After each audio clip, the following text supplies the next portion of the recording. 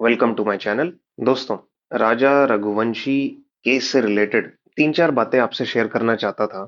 सबसे पहली बात, अगर आप या कोई भी पुरुष एक लड़की से शादी करने का सोच रहा है तो ये चेक करना बहुत जरूरी है कि क्या वो लड़की आप में इंटरेस्टेड है या नहीं, और क्या वो लड़की आपको अटेंशन और अपना टाइम दे रही है या नहीं।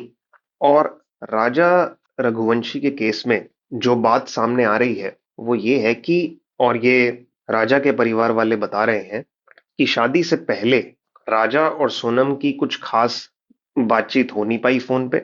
जब भी राजा सोनम से फोन पे बात करने की कोशिश करता था तो वो राजा को बोलती थी कि वो बिजी है और बात नहीं कर सकती, और सोनम राजा से बात करने में कुछ खास इंटरेस्टेड नहीं थी। और मेरे विचार में ये एक रेड फ्लैग है। और क्योंकि दोनों की बात नहीं हो पाई, इसी की वजह से जो लड़का है वो लड़की को जान नहीं पाया, उसको समझ नहीं पाया।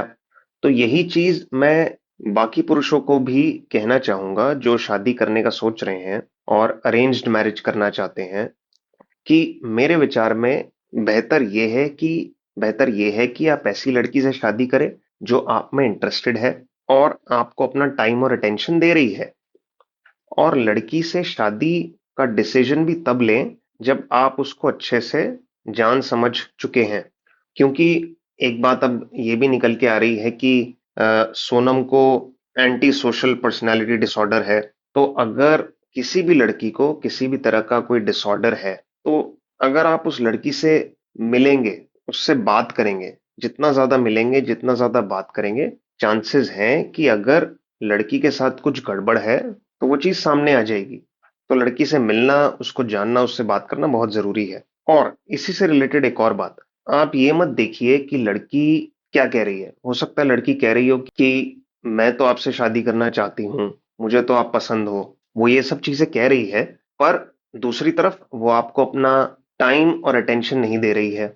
तो मैं ये कहना चाह रहा हूँ कि उस वो जो कह रही है, वो भले ही आपसे शादी ऐसा कह रही है कि वो आपसे शादी करना चाहती है और वो इस शादी में इंटरेस्टेड है, पर आप ये भी देखिए कि उसका बर्ताव कैसा है, उसका बिहेवियर कैसा है। क्या वो आपको अपना टाइम दे रही है या नहीं दे रही है। अगर वो आपको अपना टाइम नहीं दे रही है तो इसका मतलब वो आप में इंटरेस्टेड नहीं है। अब फिर ये नहीं पता कि वो क्यों ऐसा कह रही है कि वो आपसे शादी करना चाहती है। हो सकता है उसके पेरेंट्स दबाव डाल रहे हो सकता है कोई और कारण हो, पता नहीं। तो उसके बिहेवियर को देखिए।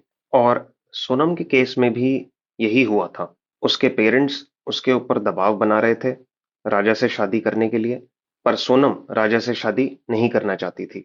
इसी से जुड़ी एक और बात, देखिए, बहुत ज्यादा शादी के लिए डेस्परेट मत होइए। बहुत सारे पुरुष मैंने देखे हैं जो शादी के लिए इतने इतने डेस्परेट हैं। और जब आप किसी चीज के लिए इतने डेस्परेट होते हैं, खास तौर से शादी के लिए कि जल्दी से शादी हो जाए, तो जब आप इतने डेस्परेट होते हैं तो वो डेस्परेशन आपको अंधा कर देती है। और संभावना बहुत ज्यादा बढ़ जाती है कि कोई लड़की जब आपके सामने आएगी और उसके अंदर कोई दोष है या कोई खराब चीजें हैं, तो आप उसको नजरअंदाज कर देंगे क्योंकि आप शादी के लिए डेस्परेट हैं। कई बार तो मैं कुछ पुरुषों की डेस्परेशन इस हद तक बढ़ जाती है कि उनकी रिक्वायरमेंट हो जाती है कि बस एक लड़की मिल जाए, और कोई रिक्वायरमेंट ही नहीं है। रिक्वायरमेंट क्या है? बस एक लड़की ही चाहिए। कई बार पेरेंट्स भी बहुत डेस्परेट हो जाते हैं कि हाय, हमारे बच्चे की शादी नहीं हो रही, हमारे बच्चे की शादी कब होगी। तो मैं पुरुषों को ये कहना चाहूंगा कि अगर आपके पेरेंट्स डेस्परेट हो रहे हैं तो उनको होने दीजिए, कम से कम आप तो डेस्परेट मत होइए। तो मेरे विचार में जो ये पुरुष शादी के लिए डेस्परेट हो रहे हैं, ये डेस्परेशन नहीं होनी चाहिए। अपनी डेस्परेशन को थोड़ा कंट्रोल कीजिए, क्योंकि वैसे भी शादी कोई ग्रेट चीज नहीं है। शादी के बाद आपकी लाइफ डिफिकल्टी होने वाली है, आसान नहीं होने वाली। और जीवन में कठिनाइयां बढ़ेंगी, चैलेंजेस बढ़ेंगे। अगली बात मैं ये कहना चाहूंगा कि बहुत सारे पुरुष जब वो शादी करने का सोच रहे होते हैं और शादी करने वाले होते हैं, उन्हें ऐसा लगता है कि उनके साथ कुछ गलत नहीं हो सकता। वो जेम्स बॉन्ड है, उनका कोई कुछ नहीं उखाड़ सकता। और यहाँ पे गलत होने से, मैं जो राजा रघुवंशी के साथ हुआ, वो ठीक है, वो काफी एक्सट्रीम चीज है, बहुत रेयर ऐसा किसी के साथ होता है। पर फिर भी पुरुषों को ऐसा लगता है कि मेरे साथ तो कुछ नहीं हो सकता। और यहाँ मैं बहुत ज्यादा एक्सट्रीम चीज की बात नहीं कर रहा, मैं बात कर रहा हूँ कम खराब चीजों की, जैसे कि डिवोर्स या शादी की बाकी और समस्याएं। तो पुरुष सोचते हैं कि हम तो भैया जेम्स बॉन्ड हैं, हमारे साथ तो कुछ गलत नहीं हो सकता। तो मैं पुरुषों को ये कहना चाहूंगा कि ये मत मानिए या ये मत अज्यूम कीजिए कि आपके साथ सब ठीक रहेगा और आपका तो सब बढ़िया ही चलेगा। क्योंकि हर इंसान के जीवन में कठिनाइयां आती हैं, परेशानियां आती हैं। हो सकता है अभी तक आपका जीवन बहुत बढ़िया चला, सुचारू रूप से चला, पर कठिनाइयां हर इंसान के जीवन में आती हैं। कब किस मोड़ पे कौन सी कठिनाई आपके जीवन में आ जाएगी, ये आपको नहीं पता। हो सकता है अभी तक जो आपको पत्ते मिले वो बढ़िया थे, पर क्या आपको पता है कि आगे के जो पत्ते आपको मिलने हैं वो बढ़िया हैं या खराब हैं? तो इसलिए ये मत मान के चलिए, ये मत अज्यूम कीजिए कि उन चार लोगों का तो डिवोर्स हो गया है, उन चार लोगों की शादीशुदा जिंदगी में तो कलेश है, पर आपकी शादीशुदा जिंदगी बढ़िया चलेगी, आपकी बीवी तो बढ़िया निकलेगी।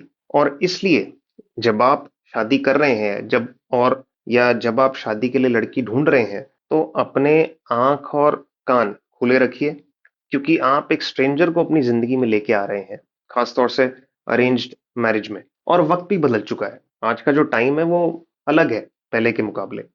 खैर, वैसे आज की डेट में बहुत सारे पुरुषों में, परिवारों में चेंज आ चुका है। आजकल माँ बाप भी अपने बच्चों को कहते हैं कि भैया सोच समझ के शादी करना, कल को अगर डिवोर्स या एलिमनी की बात आई तो फिर हमारे पास मत आना। तो चेंज तो आ रहा है, पर फिर भी लार्ज स्केल पे चेंज आने में टाइम लगेगा, और इसलिए पुरुषों को सतर्क रहने की बहुत जरूरत है।